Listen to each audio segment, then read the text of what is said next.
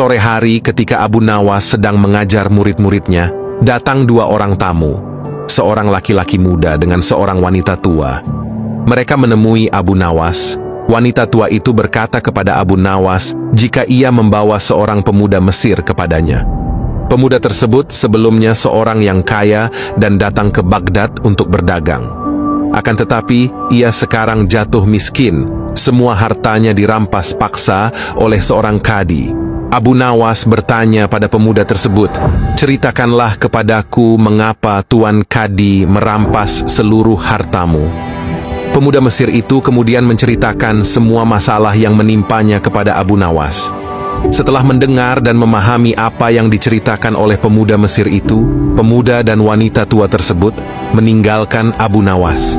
Abu Nawas kemudian memerintahkan semua muridnya untuk berhenti belajar dan pulang ke rumah seraya berkata, "Wahai muridku, pulanglah kalian semua dan kembalilah di malam hari. Ajak semua teman-temanmu dan bawalah semua peralatan yang ada di rumahmu, seperti cangkul, kayu, palu, batu, dan apapun yang bisa kamu bawa." Murid-murid Abu Nawas kemudian pulang dengan keheranan. Namun mereka yakin bahwa guru mereka tidak pernah memerintahkan mereka sesuatu yang bukan pada kebenaran.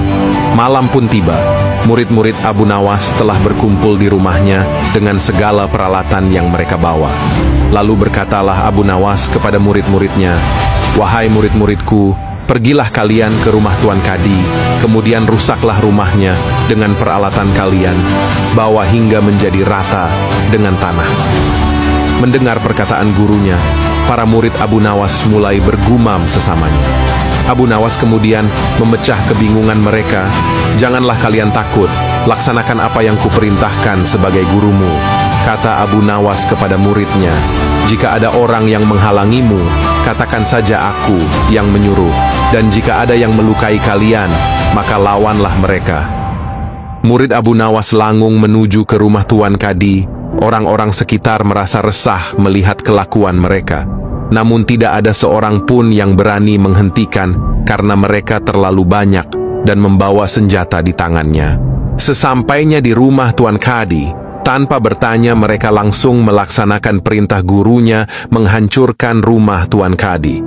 Melihat banyak orang yang datang merusak rumahnya, Tuan Kadi langsung keluar dan bertanya kepada salah seorang dari mereka, "Siapa yang menyuruh kalian menghancurkan rumahku?" bentak Tuan Kadi. "Guru kami, Abu Nawas," jawab salah seorang dari mereka. Mendengar jawaban mereka, Tuan Kadi sangat marah dan menyebut guru mereka adalah seorang provokator. Murid Abu Nawas kemudian kembali melanjutkan tugasnya memporak-porandakan hingga rumah Tuan Kadi rata dengan tanah. Besoknya, Tuan Kadi melaporkan perbuatan murid Abu Nawas kepada Baginda Raja. Abu Nawas kemudian dihadirkan di istana untuk mempertanggungjawabkan perbuatannya terhadap Tuan Kadi. Baginda Raja bertanya kepada Abu Nawas, "Kenapa engkau menyuruh para muridmu merusak rumah Tuan Kadi?" "Mohon ampun Baginda, sesungguhnya perintah hamba kepada para murid hamba bukanlah tanpa alasan. Sesungguhnya alasan hamba ialah pada suatu malam, hamba bermimpi bertemu Tuan Kadi. Ia mengatakan kepada hamba, jika rumahnya tidak cocok dengannya dan membuatnya tidak nyaman. Kemudian ia meminta tolong kepada hamba supaya mengajak murid-murid hamba untuk menghancurkan rumah tersebut." Jelas Abu Nawas kepada Baginda, "Apakah hanya karena sebuah mimpi engkau bisa jadikan itu pembenaran? Dari mana engkau mengambil hukum itu?" tanya Baginda. "Dari Tuan Kadi yang mulia," jawab Abu Nawas. Mendengar Abu Nawas berkata seperti itu, dalam sekejap Tuan Kadi terdiam dan menjadi pucat wajahnya. "Apa yang sebenarnya terjadi? Ceritakanlah kepadaku," tanya Baginda semakin keheranan. Abu Nawas kemudian menjelaskan secara rinci, "Baginda yang mulia, pada suatu hari ada seorang pemuda Mesir kaya yang berdagang di negeri ini. Ia kemudian mendadak jatuh miskin karena hartanya telah dirampas secara paksa oleh Tuan Kadi ini. Dan itu hanya karena sebuah mimpi yang dialami Tuan Kadi. Tuan Kadi bermimpi jika pemuda itu menikahi anaknya dan menyerahkan seluruh hartanya sebagai mahar. Esoknya Tuan Kadi menemui pemuda tersebut dan meminta semua hartanya diserahkan ke Tuan Kadi sesuai mimpinya. Tentu saja pemuda itu tidak mau menyerahkannya karena itu hanya sebuah mimpi dan tidak bisa diambil pembenarannya. Namun Tuan Kadi tetap memaksa dan merampas semua harta pemuda itu hingga dia menjadi seorang gelandangan dan ditolong oleh seorang wanita tua. Jelas Abu Nawas. Untuk meyakinkan Baginda Raja, Abu Nawas kemudian memanggil pemuda Mesir tersebut dan beberapa saksi yang memang sudah dibawanya ke istana. Baginda Raja kemudian meminta pemuda tersebut menjelaskan semua masalahnya.